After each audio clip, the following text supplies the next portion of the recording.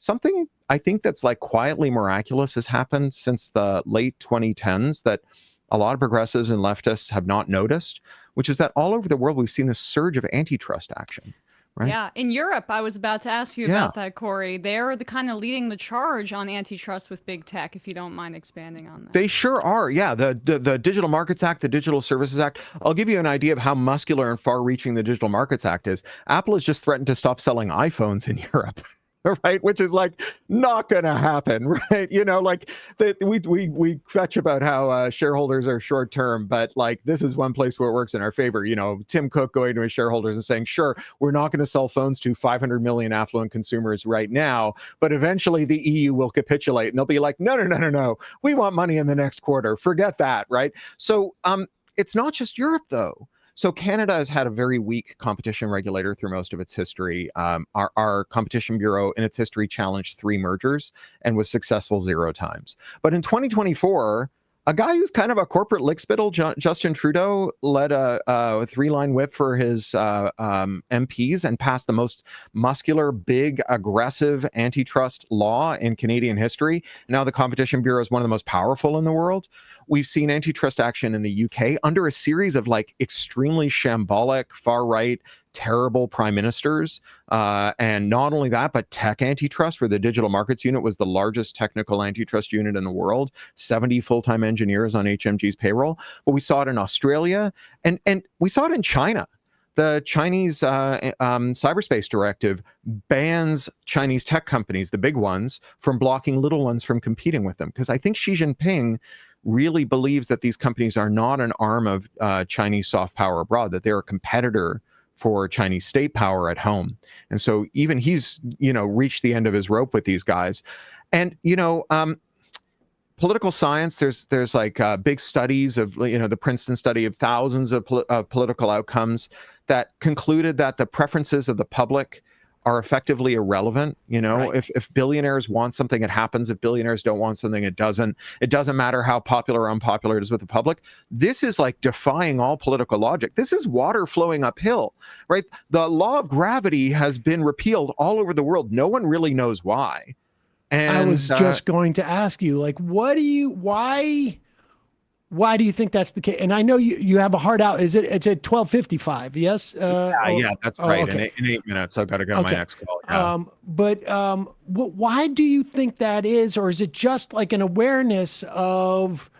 Is it just that it's become so excessive and obvious? I mean, in this country, it's quite clear that we can't even, to the extent that we're going to be getting economic numbers anymore out of this administration, the economic numbers that have ostensibly told the story in the past are no longer actually telling the story they purport to, because we have such a concentration of wealth that it's almost like a far more smaller group of people can change what the economy looks like from 30,000 feet. When you get closer to the ground, it's a very different story. Yeah, the consumption numbers just tell you what billionaires are spending, and everyone else is like, sitting on a mountain of credit card debt and stuck in place.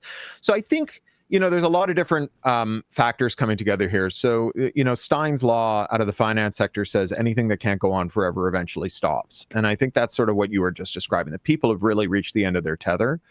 But there's also this idea that, like, political change is downstream of coalition formation, right? The reason the Trump coalition is so powerful is because a bunch of people who hate each other agreed to work together, right? When you have like Christian dominionists and like Hindu nationalists and, isolationists and imperialists all under the same umbrella, right? That's very weird, right? And you see that it's very powerful when it happens. My friend James Boyle, he talks about this in the context of the environmental movement. He says that before the term ecology entered our lexicon in the 70s, people didn't know they were on the same side. You care about owls, I care about the ozone layer. It's like, what's charismatic nocturnal avians have to do with the gaseous composition of the upper atmosphere? We're not really on the same team, but you can weld a team together by creating this conceptual framework for it. And I think there's this sense that concentrated wealth is the source of so many of our problems.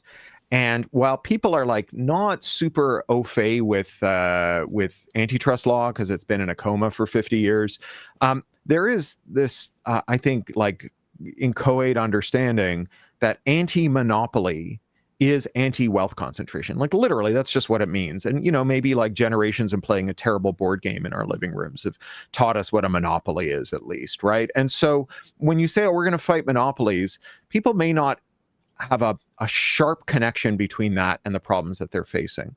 But they do know that like this wealth concentration stuff is what's poisoning everything else. And I think that's true on the right. I think that's why you get populist right-wing figures like Matt Gaetz of all people, who call themselves a conservative for Lena Khan. It's there's like, I think those people are waiting to be picked off by us, frankly. Because the conservatives are not going to deliver on their anti-monopoly promises. Trump is just going to use monopoly law to extract settlement payments from and concessions from companies. They're to make companies, give him all kinds of favorable media attention in exchange for letting Larry Ellison buy every media outlet in America. Right. It's an umbrella for essentially for bribes. But there still has to be at least some pretend, I think, sort of like support of the broad concept. Yeah. And lip service. Yes. And I guess, ultimately, maybe that lip service ultimately can be exploited. What can people do? Is it even is there any value in the short term of like particular habits at this point to push back? Or is it ultimately we need political movements to get real change? Well, I don't think it'll surprise you to hear that I'm skeptical of changing your consumption habits as a way of changing the world.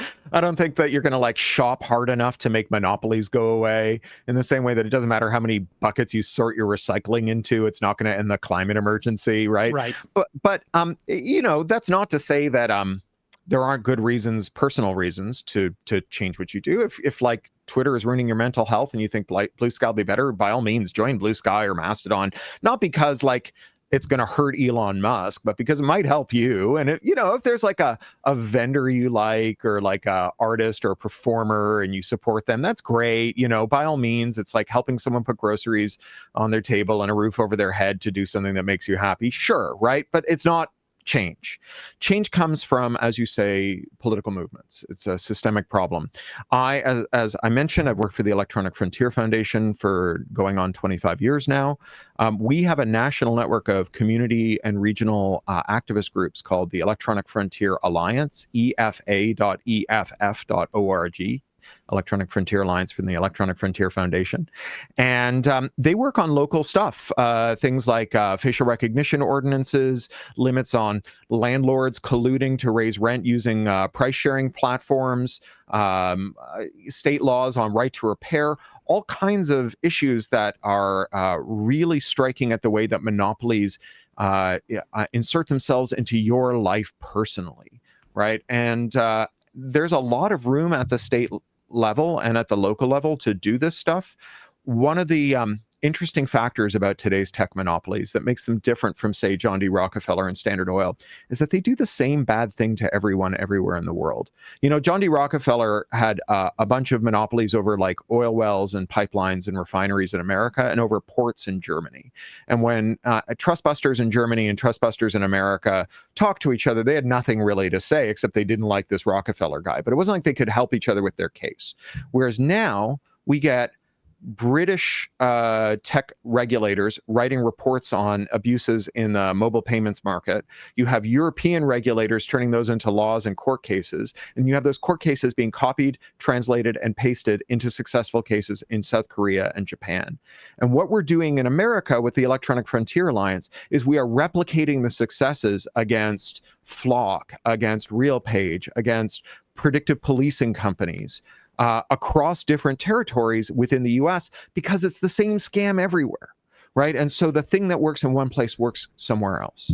Well, we will put a link to that. And it's also, I imagine, a great place to go and build a larger movement because you're bringing people in there from multiple ideologies. That's right. Cory, where can people find Enshittification? I mean, the book. I know it's everywhere. Yeah. Any bookstore will have it. It's published by Macmillan, by their Ferrastros and Giroux imprint, and they're one of the big five, so they're distributed nationally. You can go to bookshop.org if you don't want to buy Jeff Bezos another penis-shaped rocket. And the one tricky part of my sales channel is that Amazon won't carry my audiobooks. Because they're not locked to Amazon's platform. I refuse to do that.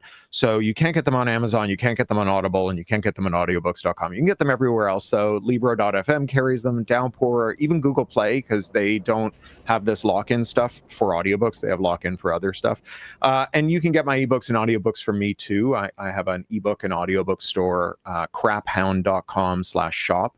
And it is the only place I know of in the world where you can buy an ebook from a major publisher that is a sale and not a license. You own it, you can sell it to someone else, you can give it away, you can lend it out.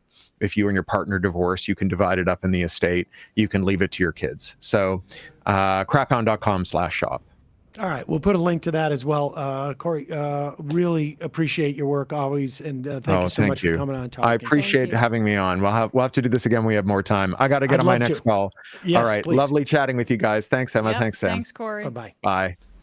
Hey, folks, don't forget to hit the subscribe button and check out our daily show. We do it every day at 12 p.m. Eastern for about 2.5 hours. We even take phone calls. You should check that out.